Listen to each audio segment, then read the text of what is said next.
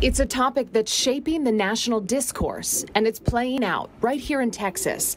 A nearly complete ban on abortion. It's been legislation presented by men, and I think that there's been a real effort recently to try to put women out front because of the optics.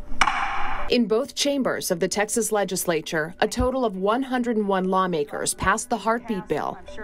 Of that group, we found that only 13 of them are women, and all of them are Republican. This is checking off the boxes for political purposes and not really looking at the overall policy implications and the severe impacts it's having on Texans who are pregnant. But after weeks of reaching out to these 13 lawmakers, trying to give them a platform and a voice, not one of them would come to the table for a conversation. Silence speaks volumes.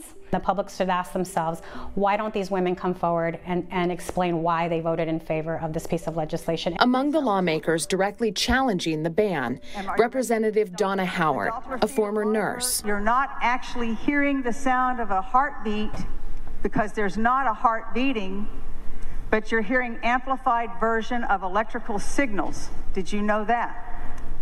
I fundamentally disagree with that. Well, I appreciate that you don't want to believe this and that you are disagreeing with it, but I'm talking about what the science says. And so you're telling me that the science is wrong because you don't agree with it? On the front lines of what has become a national reckoning with abortion, Planned Parenthood president and CEO Jeffrey Hans says he's already seeing a heavy cost. This law is bringing pain and an emotional and psychic toll to everyone. The patients who come in and find out that they cannot access health care that for more than a generation has been a constitutionally protected right. To the staff who have to bring this difficult news that their pregnancy is further along than they thought. Hans had strong words for the lawmakers who were not available for comment on a law of their making. I think that is shameful. And am I surprised? No. The idea that you will not speak to constituents about the votes that you took, to me, is just, it's an abomination of the democracy that should characterize this country. Also notable about this group of women is a lack of diversity.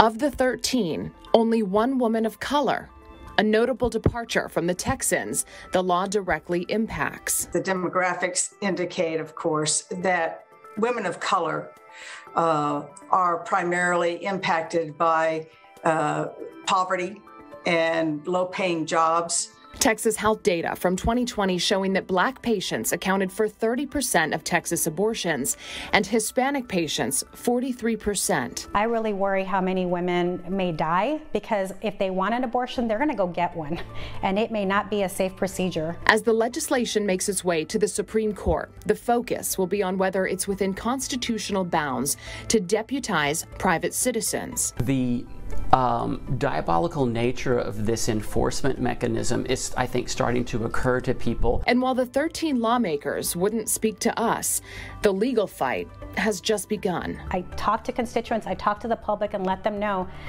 the pressure that they put on their elected officials, they feel it. So they need to be a voice in this topic.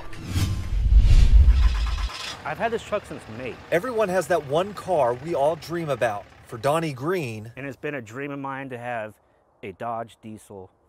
Like, I love my truck. Donnie is a semi-truck mechanic and just moved to San Antonio with his family about a month ago. On Sunday, he went to go shopping at North Star Mall. My girl's birthday on the 30th, so I took our daughter out to go shop for birthday presents, and I got the surprise. Donnie went into the mall at 4 in the afternoon. We came back out at 4:40. They came out and saw this. Just shattered glass. My heart just went, it just sank. Donnie made a report with mall security. I keep nothing in my truck. Everything, it's clean all the time. He says the thieves went through the center console and glove box. He says all they took were some important papers from his truck. My registration, my purchase papers for it, because I keep it all in there in case I ever get pulled over. He also called and made a report with San Antonio police, who tell us burglaries are on the rise. One thing that we do see quite a bit of here in these last few months is an uptick and burglaries of vehicles that involve the theft of a firearm. If you are going out shopping later this week, officers are reminding you to stay vigilant. Be aware of your surroundings. Look at who's watching you. Despite doing everything right, Donnie's truck still became a target. I don't have money. I don't have a $100,000 job. I worked hard to get where I am to be able to afford that. His message to whoever broke into his truck is simple. I hope you get caught. I do. Some of the biggest gifts that you can give, and that is an organ. It's not an easy decision to make, but for some, it actually is. So I want to show you here. This is Stephen and Catherine Stewart. Catherine suffered from a fatty liver. She was constantly sick. She was in desperate need of a new one. And without a second thought, her son Stephen stepped up. And I started thinking, if something happened to my mom tomorrow, could I tell myself that I did everything possible to help her? And that's what really got me thinking. I tried talking him out of it, and he just said, I'm not asking, I'm telling you, I'm doing it. So Stephen says he made his decision because it wouldn't be a big sacrifice to his health, only donating part of his liver, which doctors say will grow back. There was a different plan, though, in store for them since they weren't a match. To be honest, I was a little nervous about that because I didn't want to give up my liver to somebody else and then still be on another waiting list for my mom to get a liver. As soon as I donated, my mom would get a donation also. But that's how the program worked.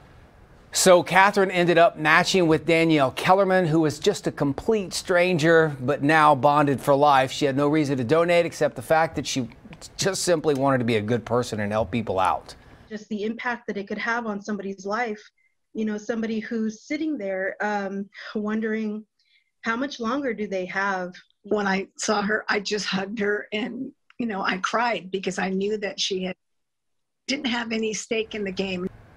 These are such good stories because they touch your heart, and it's a reminder that there is real good in the world, and there is real good on television and the news. The Stewarts and Danielle were guided by the amazing people at the University Health Transplant Institute, which is the only program in South and Central Texas to offer live donor liver transplants.